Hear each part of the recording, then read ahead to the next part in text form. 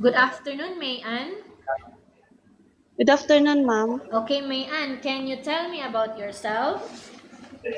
Ma'am, I am Mayan Tapawan Ignacio, 25 years old, married, ma'am. Okay, I have a few questions for you to answer, so let's start. Okay, ma'am. Why do you want to work as a maid? I want to work as a maid, ma'am, because I want a salary to help my family in their finances, ma'am. Why you choose Malaysia when there is a lot of other country? I choose Malaysia, ma'am, because it is near in the Philippines and they have many job offers. How are you qualified for this job? I am qualified for this job, ma'am, because I am hardworking, kind, and I am also I am also a hardworking person, ma'am. May I know what your educational level is? High school graduate, ma'am. What is your recent working experience? I am a sales lady for almost 5 years, ma'am. Have you worked abroad before? No, ma'am. Do you have experience of taking care of baby? No, ma'am. How about elderly people? No, ma'am. Do you have any other special skills? Yes, ma'am. Like, Like cooking, laundry, dishwashing, ironing, like that, ma'am. are you willing to learn new skills? Yes, ma'am. Are you willing to work with a family where the mother-in-law or any relatives stay together? Yes, ma'am. Currently, are you still working now? No, ma'am. Do you know how to cook? Yes, ma'am. Okay, what sort of food can you cook? Filipino dishes, ma'am, like tinola, adobo, mechado, like that, ma'am. Okay, how about other dishes? Can you cook like Chinese food, European, Indian food, and Malay food? No, ma'am, but I am willing to learn. Okay, are you aware that you will have to do washing, cleaning, ironing, and cooking? Yes, ma'am. From all these house chores like washing, cleaning, ironing, and cooking, which do you like most? Uh, Ironing, ma'am, and cleaning. You are not allowed to use handphone during working hours. Yes, ma'am. You are only allowed to use handphone after you finish all the works and when going to bed. Yes, ma'am. You are strictly needed to surrender the handphone to your employer in the morning and your employer will return back to you once you're going to bed. Yes, ma'am. If ever your employer finds out that you're abusing of using your handphone and it's affected your work performance, your employer will confiscate your handphone and you are not allowed to hold it anymore. Instead, your employer will allow you to call to your family 3 times in a month. You only allowed to bring normal phone and you are not allowed to bring smartphone. Are you agreed for the terms and condition? Yes, ma'am. Are you agree to the rules and regulations for the handphone? Yes, ma'am. How many years is the contract as you agreed and understands? 2 years, ma'am. Can you describe for me your ethics, your attitude?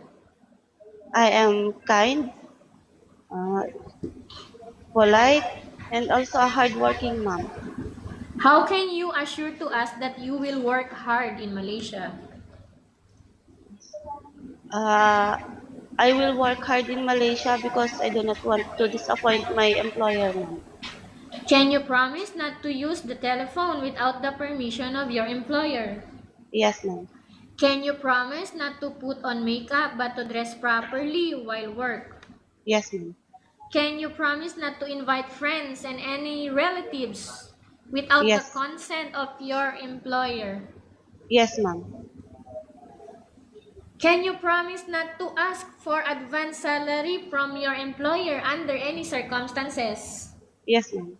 Do you really understand of the rules and regulation of the agency? Yes, ma'am. Do you pay any placement fee for you to come to Malaysia to work as a maid? No, ma'am. Do you have any history of sickness, breast cancer, or any other illness? No, ma'am. Do you suffer from any skin diseases, allergy, or physical defect? No, ma'am. Have you suffered from any serious illness? No, ma'am. Do you smoke? No, ma'am. Have you undergone any operation?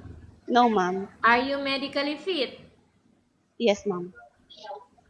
Are you in any medication? No, ma'am.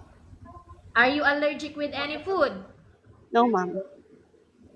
Are you preferred to eat the type of food taken by your employer?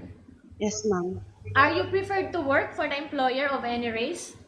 Yes, ma'am. Are you afraid of being left alone in the house? No, ma'am. Are you afraid of dogs or other pets? No, ma'am. Can you promise to work according to instruction from your employer? Yes, ma'am. Do you have any immediate family working in Malaysia? No, ma'am. Okay, Mayan, we have finished our question section. Let's go to case study. I have a case study for you and I want you to answer me truthfully, okay?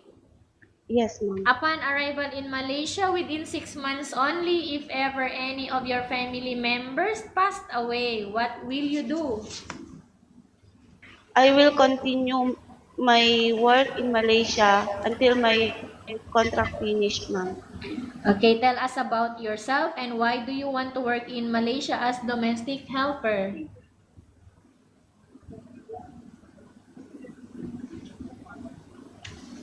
Mayan?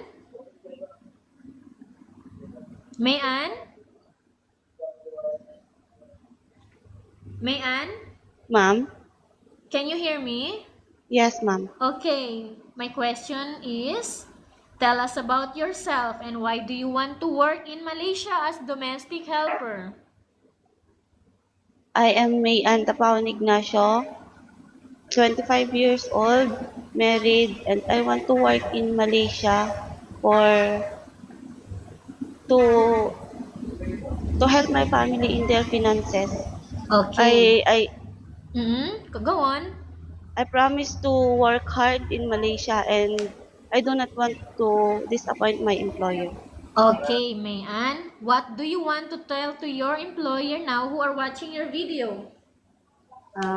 Ma'am, please choose me because I want to work in Malaysia and I am a hardworking person and I promise to do my job well. Okay, thank you very much, Mayan. We will update to your agency if there is any selection made by the employer. Thank you, ma'am.